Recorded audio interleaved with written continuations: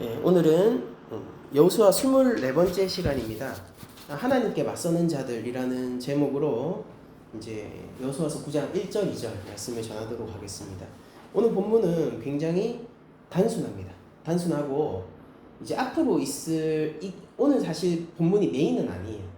이 배경을 얘기해 주는 거고 앞으로 있을 사건의 그 핵심은 3절 이하의 내용인데, 이 배경을 우리들이 잠시 멈추어서 좀 따로 시간을 내어서 살펴보는 이유는 뭐냐면은, 지금의 이 구도 자체가 성경에서 자주 나오고 반복되어지는 구도고, 시편에서도 이런 식의 표현들이 많이 나오거든요. 뭐냐면은 하나님이 있고요, 이 하나님 편에 선 이스라엘 혹은 이스라엘의 왕, 시편으로 치면은 이스라엘의 왕, 그러니까 하나님의 백성, 이런 쪽이 한쪽이 있습니다. 그런데 반대편에 대적이 있는데 그 대적들이 연합군이에요. 그러니까 이 구도가 성경에 제법 자주 나오거든요. 그러니까 우리가 역사서를 보면은 실제 역사적 사실이기 때문에 등장하기도 하지만은, 그러나 또한 계시록 같은 경우에도 이제 그 묵시적인 현실을요, 언제나 하나님에게 대적하고 있는 연합군이 존재하는 것으로 얘기를 합니다. 그러니까 이걸 통해서 우리들이 알 수 있는 사실은 뭐냐면은, 상대가 연합군이 됐다는 것은 평소에는 같은 팀이 아니라는 겁니다. 평소에는 같은 팀이 아니에요. 실제로 이 당시 여호수아 시대의 가나안 지방은 서로 간에 국가로 발전하지 못했던 이유가 뭐냐면은, 서로 간의 부족 간의 알력과 그 민족 간의 다툼이 심해가지고 서로 화해하고 하나로 엮이기가 힘들었었습니다.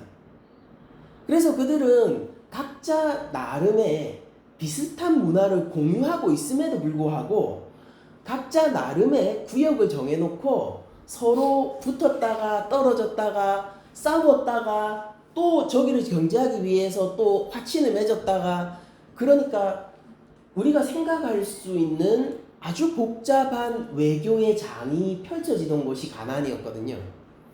그런데 그 가나안이 지금 연합하는 사건이 벌어지게 된 것이고, 이게 늘 하나님 반대편에 있었던 자들이 연합하는 그런 상황들과 유사한 상황이 펼쳐지고 있는 것입니다. 그러니까 우리가 연합을 한다는 것, 인류가 연합을 한다는 것, 그거는 좋은 일일 수 있지만은, 그러나 그 연합의 끝을 성경은 보통 하나님에 대한 대적으로 상정을 합니다. 그래서 그 가장 첫 번째 잘못된 연합이 무엇이냐면은 바로 바벨탑 사건에 나오는데, 사람들이 서로 각자 모여서 단일하게 연합하여서 창세기 11장에 이렇게 나오죠. 또 말하되, 자, 성읍과 탑을 건설하여 그 탑 꼭대기를 하늘에 닿게 하여 우리 이름을 내자라고 얘기를 해요. 그래서 온 지면에 흩어짐을 면하자라고 얘기를 하고 있습니다, 본문이. 그래서 이 연합하게 되는 그 배경, 그들의 동기, 하나로 묶어지는 그들의 동기를 우리가 흩어짐을 면해서 우리의 이름을 높이자가 기본적인 동기로 등장하게 되죠. 그리고 또 시편 같은 경우에도 이스라엘의 왕이, 이게 제왕시거든요, 시편 2편이. 그래서 이스라엘의 왕이 등극하게 되었을 때에 그 이스라엘 왕이 등극한 상황을 이렇게 묘사해요. 어찌하여 이방 나라들이 분노하며 민족들이 헛된 일을 꾸미는가? 세상의 근왕들이 나서며 관원들이 서로 꾀하며 여호와와 그의 기름 부음 받은 자를 대적하며 라고 되어 있어요. 그러니까 하나님과 하나님이 세우신 왕에게 대적해서 분노하고 그들이 연합해가지고 쫓아오는 것을 얘기를 하는데, 왜 연합해서까지 그렇게 싸우려고 하냐면은 이렇게 고백을 하고 있어요. 3절에 우리가 그들이 낸 것을 끊고 그의 결박을 벗어버리자 이렇게 얘기를 합니다. 그러니까 하나님이 한마디로 쉽게 얘기해서 하나님이 우리를 다스리는 것에 대해서 자유해지기를 원한다라고 얘기를 하는 거예요. 그리고 오늘 본문도 역시 언약의 땅 위에서 벌어지고 있는 일이며 그 언약의 땅의 통치자가 하나님이 될 것이라는 사실을 싫어하고 반항하며 이제 싸우게 되는 일이 벌어지게 되는 것이죠. 그럼 이런 일은 가나안에서만 있었냐면은 꼭 그것은 아닙니다. 요한계시록에서도 보면은 이게 여호수아에서 이거 말고도 나중에 기브온 전투라든지 북부 왕들이 또 연합을 하기도 하고 뭐 이런 전투들이 계속 나오기도 하는데 요한계시록에 보면은 이제 이 땅의 주민들과 땅의 왕들이 함께 힘을 모아서 하나님을 대적하는 것으로 요한계시록도 그리고 있어요. 그것은 상징적으로 로마 제국을 중심으로 하여 그 로마 중심을 제국이니까 거기가 경제적으로도 자기들에게 이득을 주는 곳이고 군사적으로도 우리들이 맞서기 힘든 곳이고 그리고 또 문화적으로도 우리가 거기에서 수요를 받는 제국이란 말이죠. 그러니까 그런 것들 때문에 로마 제국이 참으로 이길 줄 생각해가지고 거기에 달라붙어서 하나님의 백성들이 로마 제국에 의해서 죽어가고 있는 것을 당연시 여길 뿐만 아니라 더 나아가 하나님에게 대적하려고 하는 그런 모습을 요한계시록들이 중간중간에 계속 그려주거든요. 그러니까 이게 일종의 하나님의 대적들에 대한 일관된 행동 패턴이라고 성경은 얘기를 하고 있는 것입니다. 신구약에 걸쳐서.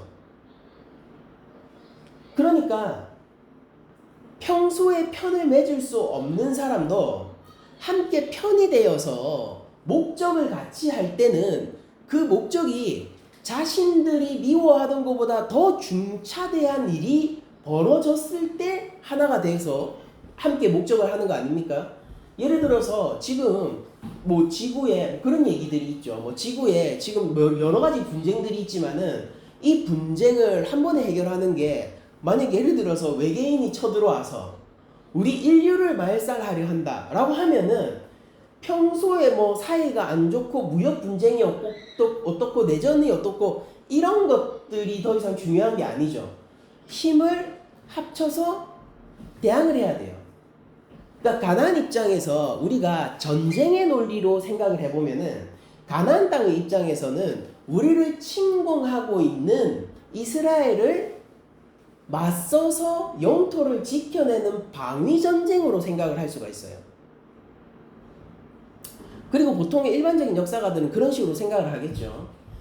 그런데 가나안 전쟁이라는 특수성을 우리들은 생각해 봐야 됩니다. 우리가 하나님이 정말 있고 하나님께서 정말로 언약이라는 것을 이 땅 가운데서 실현하시고 있다면은 이 가나안 전쟁은 조금 특수한 전쟁이에요. 그러니까 일반적인 전쟁이 아닙니다.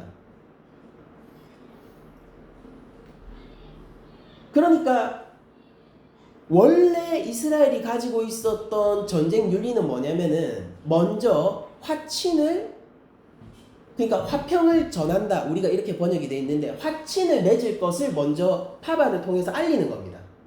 이게 원래 신명기에 나오는 전쟁 윤리예요. 그거를 먼저 하게 돼 있어요. 그래서 오케이 우리가 화친하자라고 하면은 조공을 받게 되고 그걸 거부하면 전쟁을 하는데 약자들을 죽이지 못하게 돼 있습니다. 그러니까 군사로서 활동을 할 수 있는 성인 남성만 죽일 수 있고요. 여성이나 아이나 노인들은 안 됩니다. 죽이면 안 됩니다. 그리고 전리품은 당연히 이스라엘이 나누어 가지죠. 근데 여러분들 이 여리고성 전쟁이나 아이성 전쟁을 생각해 보면은 그 반대죠. 전리품을 가질 수 없어요. 그거는 그냥 하나님의 그 성전 창고로 다 들어가야 됩니다. 그리고 태울 수 있는 것들은 다 태워야 돼요. 그리고 거기에서 뭐 남녀노소를 가리지 않고 다 죽이도록 되어 있어요. 그러니까 이건 뭐냐면은 이거는 전쟁이 아니라는 겁니다. 이건 전쟁 윤리가 아니에요. 전쟁이 아니고 그럼 뭐냐? 이건 하나님의 심판이라는 거예요. 가나안 땅은 하나님이 자기의 나라를 세우는 거거든요. 거기에 제사장 나라로서 이스라엘을 선택하고 그거는 혈통에 갇힌 것이 아니라 여호와 경외의 길을 가지고 하나님에 대한 믿음을 가지는 자들의 집단입니다. 우린 혈통적인 것들이 구약에 강조되어 있지만은 그러나 실제 역사는요 이미 많은 이민족들이 하나님의 백성이 되었다는 것을 계속해서 얘기해 주거든요. 여호수아서도 마찬가지였죠. 거기 거류민들이 하나님 언약의 백성이 되는 장면을 불과 저번주 설교에서 봤지 않습니까? 그러니까 그렇게 거기에서 하나님 나라를 세우고 이스라엘이라는 이름 아래에서 제사장 나라를 세우는 게 지금 전쟁의 목적이에요. 그럼 이거는 전쟁이라기보다는 우리 마지막 날에 있을 역사적인 최후의 심판이 마치 그 편님이 그 그림자가 역사를 중간에 찍고 일시적으로 드러나는 현상 같은 거예요. 그런 게 한 번씩 있습니다. 노아 홍수 같은 그런 사건 말이에요. 두 번 다시 반복되지는 않지만은 한 번 정도 일어나는 현상들. 우리도 최초에는요 성령의 임재가 가시적으로 보였었거든요. 그런데 그게 일시적인 현상이었어요. 언제 사라지게 되냐면은 이방인에게 구원이 선포되었음이 확인되고 나서는 이제 성령이 가시적으로 보이지 않게 됩니다. 그 예루살렘 교회가 이방인에게 구원이 있음을 선포하지 않습니까? 그때 만장일치로 선포를 해요. 그 사람들이 전부 다 만장일치로 맞다 라고 동의를 합니다. 그 왜 그랬냐면은 명확했거든요. 성령이 내린 게 명확했거든요. 그러나 이제 더 이상 그런 것들이 가시적으로 보이진 않죠. 그런 것처럼 이 가나안 정복 전쟁이라는 것도 이거는 일반적인 전쟁 윤리를 벗어나서 주체가 이스라엘이 전쟁을 벌이느냐 마느냐의 문제가 아니고 하나님이 이 땅을 하나님 나라로 만들어 가는데 이들 가운데서 하나님 나라에 합당하지 못한 모든 것들을 심판하고 하나님 나라 밖으로 던져버리는 이야기라는 거예요. 우리의 복음이 그렇죠. 그러니까 이게 잔인한 이야기가 아니에요. 우리의 복음도 그렇다면 잔인한 이야기인 것입니다. 여러분들 우리 복음이 무엇을 얘기하고 있냐면은 구원을 얘기하고 있지만은 그 구원을 얘기할 수 있는 전제는 뭡니까? 너희가 심판받았다가 전제예요. 심판받지 않은 자에게는 구원이 필요가 없습니다. 왜냐하면 처음부터 안전한데 왜 안전한 것으로 옮기는 일이 있어야 하는 것입니까? 우리가 구출을 받았다라고 얘기하는 것은 위기 가운데 빠져 있다는 것을 전제로 하는 거고 예수님의 십자가가 구원을 우리에게 전해준다라고 얘기하는 것은 하나님의 심판이 이미 우리 앞으로 당도했다는 것을 전제로 하는 겁니다. 그렇다면은 구원을 받았다라고 얘기하는 것은 하나님 나라 안에 들어갔다라고도 우리가 얘기할 수 있는데 그럼 그 하나님 나라 안에서는 쫓겨나는 자도 있는 법이에요. 철저한 분리가 일어납니다. 왜?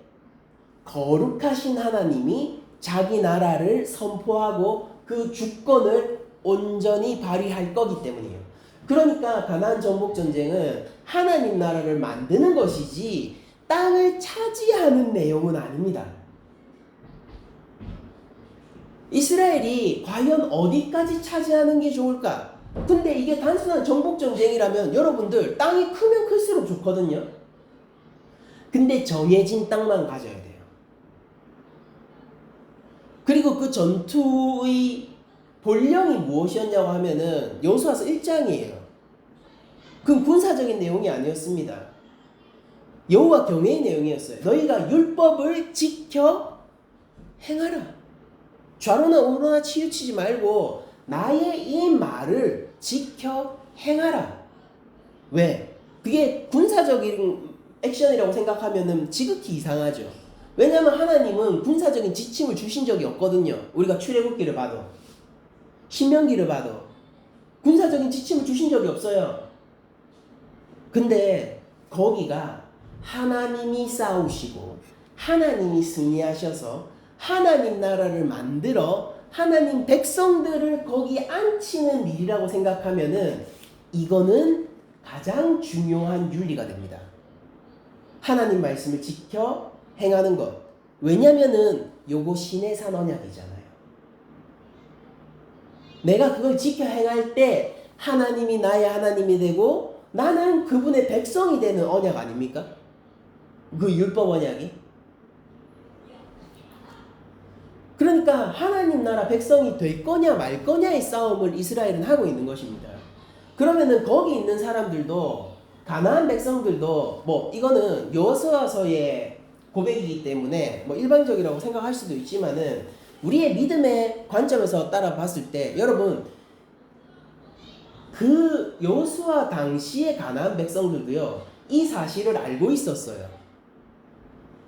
이 사실을 알고 있었습니다. 그리고 사실 더 큰 문화적 차원에서는 이 고대 근동 가운데서 일어나는 전투들은 기본적으로 너희 신과 나의 신이 겨루어서 어떤 신이 이기느냐의 싸움이었습니다. 이집트 빼고 다 그랬어요. 그리고 그렇게 내가 만약에 저 신에 의해서 정복당하게 되지 않습니까? 그럼 어떻게 될 것 같아요? 그러면은 그 신을 섬기면 돼요. 그게 어려운 일이었느냐라고 한다면은 꼭 그렇지는 않았다는 거를 생각해 봐야 돼요. 그러니까 우리가 이해하지 못하는 그들의 감수성이 뭐냐면은 그들은 순교가 중요한 목목이 아닙니다. 그러니까 내가 끝까지 한 신만을 섬긴다는 것이 중요한 덕목이 아니에요. 그게 아니라 다신교라는 것은 무엇을 상정하고 있냐면은 내가 나의 이익과 나의 필요에 따라서 다른 신을 섬기는 게 당연하다는 게 다신교입니다. 그러면은 저쪽 나라가 섬기고 있는 뭐 다곤 신이 우리가 섬기고 있는 바알을 이겼다. 뭐 이런 식으로 만약에 되잖아요. 그러면 내가 다곤을 섬기는 게 더 이득이 되겠죠. 그러면은 그걸 섬기는 게 그렇게 어려운 일이 아니에요. 어려운 게 아닙니다. 그런데 여호수아서에서 내오는 분위기는 뭐냐면은요. 가나안 연합군은요. 보통 이렇게 압도적이라고 생각하면 더 좋은 방법이 있거든요. 그들이 평소 하는 일. 화친을 맺고 그들 밑으로 들어가고 그리고 적당히 외교적인 조율을 하고 그런 것들을 안 하죠. 시도를 안 합니다. 시도를 안 하고 그냥 싸우기로 결심을 해요. 그들이 평소에 잘하는 것들을 내려놓고 심지어 사이가 안 좋았던 자기들끼리 뭉치기로 결정을 합니다. 그들도 알고 있는 거예요. 가나안 땅도. 여호와 하나님이라는 신은 다르다는 걸 알고 있는 거예요. 여기에 이스라엘이 들어서서 정복하게 되면은 더 이상 우리가 알고 있는 신들의 세상은 유지되지 않고 무너진다는 것을 알고 있는 겁니다. 내가 다곤신을 섬겨도 사실 상관없어요. 왜냐면요, 다곤신을 섬기면서도 나는 여전히 바알을 한켠에 둘 수 있거든요. 그리고 주마다 번갈아 가면서 섬기는 것도 상관없거든요. 그런 상황 가운데서 다곤신이 지금 이번에 이겼다, 승리했다 라고 얘기하는 거, 그렇게 인정하는 거는 그렇게 어렵지도 않거든요. 근데 여호와 하나님은 다르다는 걸 아는 거예요. 우리의 세상을 근원부터 무너뜨릴 거라는 위기감을 가지고 있는 겁니다.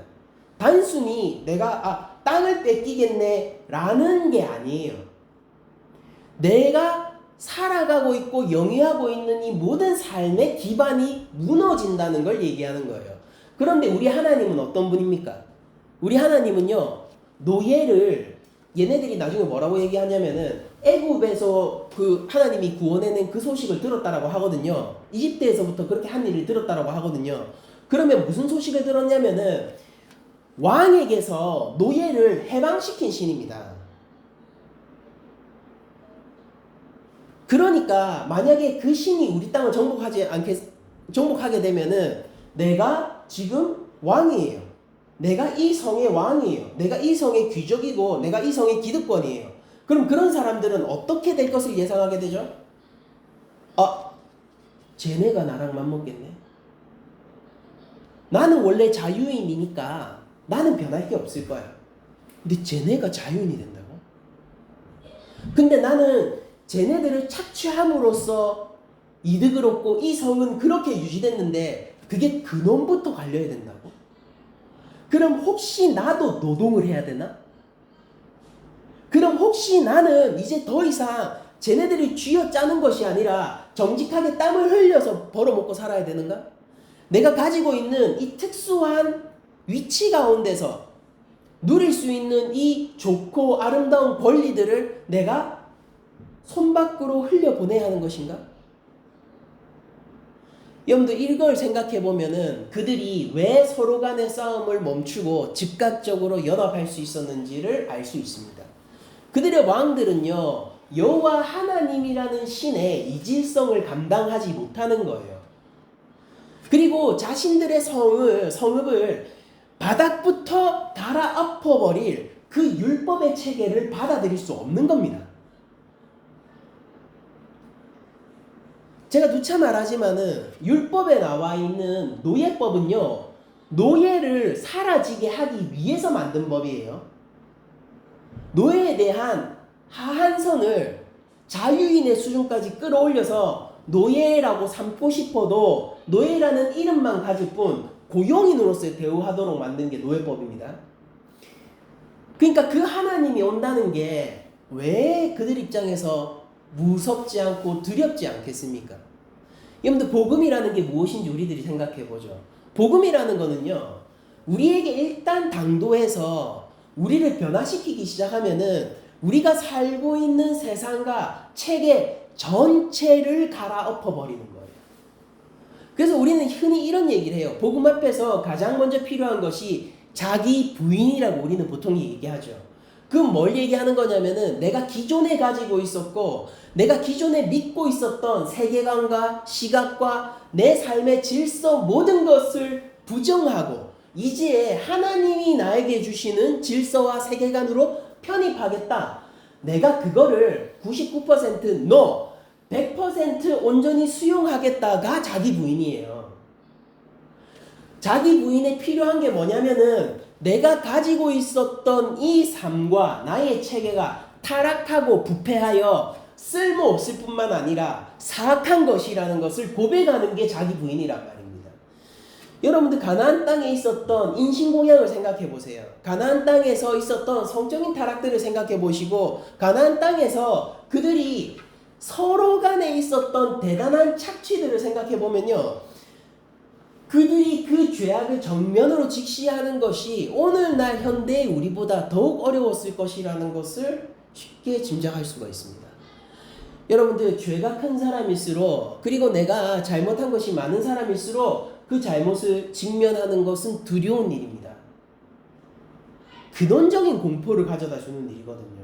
왜냐하면 우리의 영혼 가운데서는 하나님의 심판에 대한 두려움이 이미 영혼 깊이 새겨져 있기 때문에 우리들은 죄악을 직면하는 것이 힘들어서 그것이 얼마나 힘든 일인지 그것 때문에 자기 합리화를 하기 시작해서 극악무도한 범죄를 계속 해나가는 동력을 얻기도 하고 그 동력을 계속 얻다 보면요 실제로 나는 괜찮다라고 생각하는 게 사람이에요.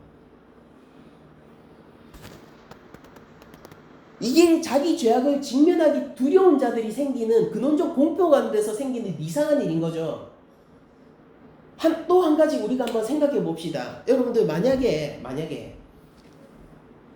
하나님이 우리의 삶을 그냥 쫙 펼쳐놓고 모든 순간들을 하나님의 공명정대함과 공의로 판단해 나가신다라고 우리가 생각을 해봅시다. 여러분들 우리가 다른 것 때문에 수치를 당하지 않습니다.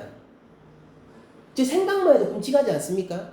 우리가 다른 것 때문에 수치를 당하는 게 아니에요. 하나님이 있는 사실을 그대로 나열하는 것만으로도 우리가 이미 스스로의 수치가 될 만한 일을 가득 쌓아놨다는 것을 우리들은 알고 있지 않습니까? 이걸 직면하는 게 쉽냐면은 쉽지 않아요. 운동을 하는 사람들, 운동을 가르치는 코치들은 이런 걸 얘기해요. 네가 지금 보고 있는 이 자세 같은 걸 촬영하고 나서 이 자세를 뭐가 잘못됐는지를 정확하게 바라보고 이게 왜 안 좋은지를 정확하게 인식하고 네가 그렇게 뛰어나지 않다는 것을 인정해야지 다음 발전이 있다라고 보통으로 얘기를 해주죠. 근데 그거 당연한 거잖아요. 근데 왜 수많은 선수들이요 어떤 그 순간을 넘기지 못하고 꺾이게 되고 발전이 이어나가지 못하고 슬럼프에 빠지게 되냐면은 그 순간 자기 부인을 하는 게 힘들거든요.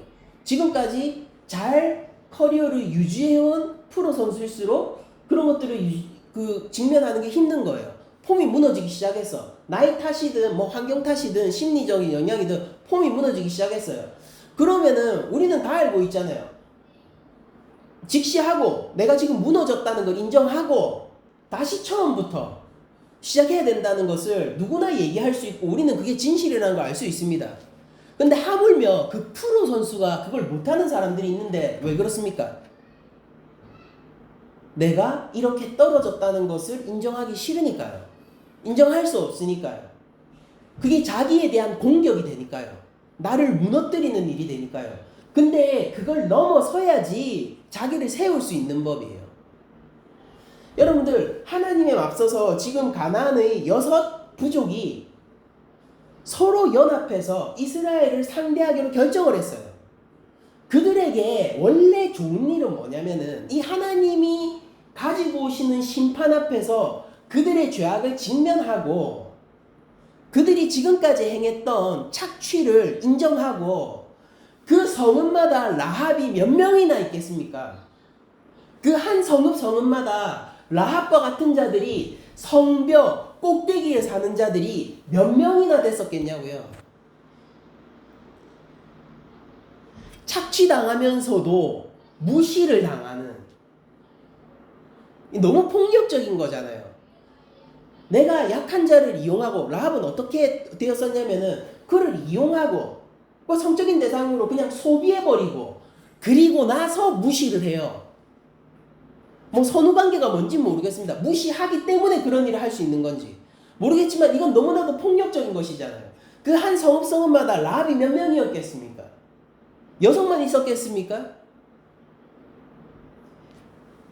여러분들 거기에서 회개를 할 수 있으면은 그러면은 하나님 나라의 백성으로서 자유를 보장받고 하나님의 은혜와 보호를 보장받게 되는 겁니다. 그들에게 약속이 떨어지는 거예요. 내가 너의 하나님이 되겠다라는 약속이 떨어지게 되는 거예요. 근데 그들이 하나가 되어서 대항하죠. 근원적 마음이 무엇일까요? 우리의 이름을 내어야 되니까요. 하나님의 이름이 우리를 지배하는 것은 우리가 너무 부끄럽고 수치스럽고 내 마음대로 못하는 거거든요. 근데 마음대로 못하는 그 일이 사악한 일이거든요. 그런데 우리 가운데 있는 대적에 대한 이 생각들을 해보죠. 우리는 우는 사자처럼 우리 영혼을 노리는 대적이 있습니다. 사단 마귀가 있고 그리고 하나님의 일하심을 명백히 싫어하는 세력들이 있어요.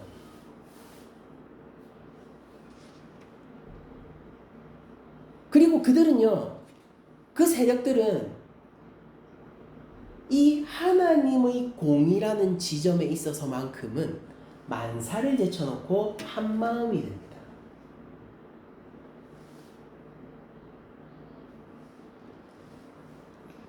여러분들 우리나라에서 국회의원들이 잠깐 어떤 이슈가 과거에 있었냐면은 국회의원들이 너무 지나치게 혜택을 많이 본다라는 지적들이 좀 있었어요. 그러니까 여러분 국회의원을 한 번만이라도 하잖아요. 그러면은 은퇴하고 나서도 계속 연금이 보장되고, 그 국회 당사에 그런 그 은퇴한, 그러니까 국민들이 이제 선출을 안 한 거예요. 너 이제 그만해라라고 국민들이 얘기를 한 거죠. 근데 그런 사람들을 위한 공간이 국회 당사에 따로 마련돼 있고, 그들은 여전히 몇몇 가지 의전에 가까운 혜택들을 보고 있고, 이런 것들이 있어가지고 그때 그걸 고치자고 막 이렇게 한동안 이슈가 됐던 적이 있습니다. 이게 기억하실 분이 있을지 모르겠는데, 그때 여러분들 평소 그렇게 싸우던, 우리나라 정치적인 이 싸움이 얼마나 심합니까? 근데 그때 그렇게 싸우던 그 의원들이요, 한마음 한뜻이 돼서 언론을 압박하고 그들의 마음이 모아져서 유야무야 시켰어요. 놀랍지 않습니까? 근데 제가 그 정치에 관심을 가진 이후로 우리나라 국회의원들이 단합을 한 유일한 모습이에요. 그래서 제가 인상 깊게 기억하고 있거든요. 그러니까 서로 싸우지 않고 연합하여 단합을 한 유일한 케이스예요. 거기에서 양심적인 목소리를 내놓던 몇몇 소수들은요, 당연히 핍박받고 스포트라이트를 뺏기고는 했습니다. 그럼 뭐 어떤 거를 선택했냐면요, 이걸 드러내는 게 아니라 유야무야 어둠 속에 가라앉히는 걸 선택했어요. 왜냐하면은 그들도 이게 과하다는 걸 알고 있거든요. 과하다는 걸 알고 있어요. 자기들이 특수한 이익을 누리고 있다는 걸 알고 있거든요. 근데 이걸 왜 어둠 속에 잠기게 합니까? 계속 누리고 싶어서요. 여러분들, 우리가 하나님을 만나게 된다는 거는요, 죄악된 마음을 통해 우리들이 누리고 있던 특수한 이익들이 사라지게 된다는 걸 뜻해요. 그러니까 자기 부인은 쉽지 않은 것입니다. 내가 내 자존심을 세우기 위해서 기대고 있던 것들이 없어진다는 걸 뜻하는 거예요. 내가 가지고 있던 나의 공로, 내가 자랑할 만한 것들이 사라진다는 걸 뜻하는 것이고, 내가 세상 가운데서 지금까지 만들어 왔던 것들이 헛되다는 것을 인정해야 되는 순간이 온다는 것입니다. 그리고 가나안 그 연합군은 당연히 자신들이 잘못되어 있다는 것을 알지만 그것을 통해서 누리게 되는 특수한 이익을 포기하기 싫음으로 맞서기로 한 것입니다. 우리가 다음 시간에 볼 이야기는 뭐냐면, 거기에서 배신자가 하나 나와요. 그런데 그 연합 가운데서 어쨌든 그들은 한 마음으로 하나님 나라가 닥쳐와서 일으킬 공정하고 공의로우며 사랑과 인애가 지배하는 세상을 거부하고 싶다는 거예요. 바리새인은 율법이 완성되기를 누구보다도 기다렸지만 안식일의 주인이시고 율법의 반포자이시고 또한 동시에 율법의 완성자이신 예수님이 왔을 때 그 율법의 완성자를 죽이기로 결정을 했었어요. 왜냐? 없어야지, 율법의 미완성 상태로 있어야지 지금 내가 누리고 있는 것들, 종교적 지도자의 위치, 아니 내가 바리새인의 스승인데 지금 와서 예수의 제자를 하라고요? 내가 지금 이렇게 백성들로부터 신망을 얻고 있고 내가 그걸로 인해서 영향력도 가지고 그걸로 내 삶의 기반을 삼고 있는데, 이거 단순히 돈을 벌고 말고의 문제가 아니에요. 그러니까 그게 내 삶이에요. 내 삶의 의미예요. 그런데 그거를 내려놓고 내가 저 나사렛 지방에서 목수를 하던 자의 제자가 되어야 된다고요? 집도 절도 없이 떠돌아다니는 그 사람 뒤를 쫓아가야 된다고요? 여러분들, 이게 용납이 될 것 같아요? 예수님이 하는 얘기가 틀리지 않다는 것을 누가 제일 먼저 알았을까요? 백성들은 몰라도 바리새인은 알았어요. 왜냐하면 그들은 율법의 스페셜리스트거든요. 여러분들, 논쟁의 끝에 바리새인이 왜 항상 납득하고 입을 다무는지 아십니까? 그들이 이해하고 있기 때문에 납득하고 입을 다무는 거예요. 보통은 이해하지 못하는 사람들은 어떻게 하냐면은 끝까지 우겨요. 모르는 사람들은 끝까지 우깁니다. 왜 바리새인들이요 예수님을 향해서 질문을 할 때 함정 질문을 놓는지 아세요? 넘어뜨리고 싶어서예요. 왜냐면은 자기들이 봐도 저게 올바른 말이거든요. 백성들의 신임을 얻고 있는 게 자기들은 이해가 되거든요. 그러니까 뭘 하고 싶은 겁니까? 함정 질문을 해서 거꾸로 때리고 싶은 거예요. 전공법으로는 승산이 있습니까? 없으니까. 여러분들 당연히 그러니까 이거 비슷한 거예요. 여러분들 프로 선수가 폼이 떨어지게 됐을 때 처음부터 다시 해야 되는 거예요. 자기가 지난 뭐 MVP였건 뭐건 간에 처음부터 다시 해야 되고 신인의 마음으로 돌아가야 되는 거고 하나하나 지금까지 해왔던 것들이 왜 잘못됐는지를 되짚고 바른 것들을 해야 되는 겁니다. 그게 올바른 프로 선수잖아요. 그게 경기력을 높이는 비결 아닙니까? 근데 바리새인들은 어떻게 합니까? 하지 않아요. 내가 지금 어떻게 2군을 가요? 작년 MVP였는데. 내가 지금 수준이 떨어져 버렸다는 것을 어떻게 인정해요? 나는 지금까지 몇 년 동안 붙박이 주전이었는데 내가 대체 인력이 되어야 된다는 것, 벤치 선수가 되어야 된다는 것을 어떻게 받아들일 수 있겠어요? 복음은 그걸 요구합니다. 근데 이게 싫어서 하나님의 대적들은 연합해요. 우리들의 힘이 무엇인지 오늘 본문을 통해서 한번 반대로 한번 생각을 해봅시다. 우리의 힘은 무엇입니까? 우리의 힘은 약함에 있습니다. 우리는 하나님 앞에서 우리가 죄인임을 받아들이는 사람이에요. 하나님의 심판 가운데서 우리가 불살라져야 함을 당연시하는 사람들입니다. 우리는 우리의 영혼을 직시할 수 있는 사람들이에요. 그런 용기를 가진 사람들입니다. 나에게 내어놓을 수 있는 것이 없다라는 것을 하나님 앞에 고백하는 사람들이죠. 내가 주 예수 그리스도를 붙들지 않으면은 도무지 살 수 있는 방법이 없으며 마치 이 땅에서 가나안 땅에서 그 6 족속이 해야 됐었던 일이 뭐냐면은 내가 여호와 하나님의 그 은혜와 용서를 바라지 않고서는 살아날 방법이 없습니다 라고 하고 투항을 했었던 게 그들이 하나님 나라 백성이 되는 길이었던 것처럼 라합이 그랬단 말이에요. 라합의 길을 따라가는 게 그들의 참된 길이었음에도 불구하고 안 되죠. 여러분들 이거 상식적으로 할 수 있는 일이 아니잖아요. 근데 우리들의 강함은 뭐냐면은 그 상식적으로 불가능한 일을 함이 우리들의 강함이에요. 우리는 무엇으로 하나님 나라의 군사가 됩니까? 우리는 죄인임을 고백함으로 하나님 나라의 군사가 됩니다. 우리는 무엇으로 하나님 나라의 대적들에게 싸웁니까? 아니 그들이 연합하고 있다면 우리도 연합해야 돼요. 우리도 연합해야 돼요. 1대1로는 승산이 없습니다. 심지어 걔네들이 더 강해요. 여러분들 기억하십시오. 모세 때 그 가나안 정탐꾼들이 갔다 왔잖아요. 그들의 대다수의 중론이 뭐였냐면은 우리는 메뚜기 같다. 걔네 너무 세다. 그 성을 어떻게 무너뜨리는 이게 중론이었어요. 여호수아랑 갈렙 딱 2사람만 아닌데 갈렙은 갈 건데 하나님 주신 땅인데 이거 갈렙하고 여호수아 2사람밖에 없었거든요. 여러분들 우리가 1대1로 하잖아요. 우리 메뚜기입니다. 예수님 제자 보내면서 뭐라고 해요? 너그 양인데 쟤네 1이네? 1이라니까요. 늑대를 양이 어떻게 이깁니까? 포식자가 앞에 있다고요. 포식자가. 그들이 연합했다니까요.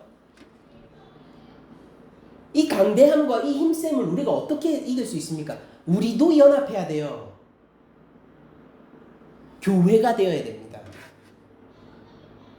우리의 연합하는 방식은 무엇입니까? 그리스도를 머리로 해. 우리가 각자의 지체가 되는 것입니다. 우리 이미 여호수아서를 다 알고 있기 때문에 이 스포일러를 우리들이 이미 가지고 있죠. 여러분들 가나안 땅은 정복당했어요. 이 강대한 6왕의 연합이요 결국 하나님의 나라에 잡아먹혔다라고 얘기를 하는 겁니다. 여러분들 세상 나라가 결국 주께서 다시 이 땅 가운데 가지고 올 하나님 나라에 잠식돼 버릴 거예요. 우리는 역사의 스포일러를 이미 알고 살아가는 사람들입니다. 그런데 지금 오늘 하루하루를 살아가면서 어떻게 우리는 계속해서 하루의 승리를 가져오고 여전히 하나님 나라의 백성일 수 있고 그리고 내가 주 예수 그리스도를 머리로 할 수 있고 우리가 어떻게 연합을 할 수 있느냐, 그 모든 것들이 우리가 복음 안에서 하나 될 때 가능한 일이라는 것이죠. 이건 그들처럼 행동하지 않는 거예요. 뭐 다른 직장을 가져야 된다는 얘기가 아니잖아요. 그들과 다른 것을 먹어야 된다는 얘기도 아니잖아요. 그들과 다른 대한민국의 법을 지켜야 된다는, 우린 종교법을 지켜야 된다는 그런 얘기도 아니지 않습니까? 뭘 얘기하는 겁니까? 죄인을 구원하신 주 예수 그리스도에 대한 사랑과 그에 대한 사모함으로 살아가야 된다는 걸 뜻하는 겁니다.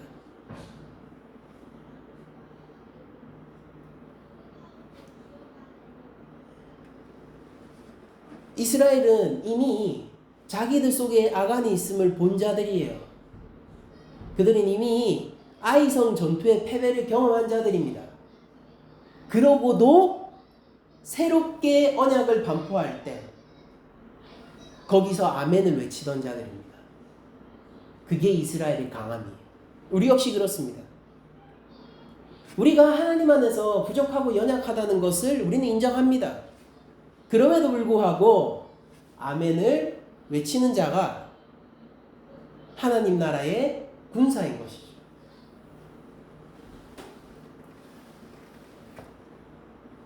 그리고 그 태도가 우리에게 승리를 가져오고 우리를 하나로 연합하게 하는 키가 될 것이라는 것.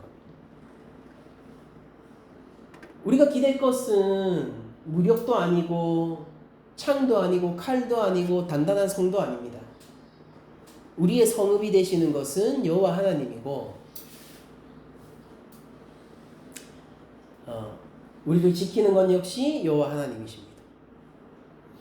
우리를 강하게 하는 것은 하나님 말씀이며 예수 그리스도가 우리의 강함의 표징이 되십니다.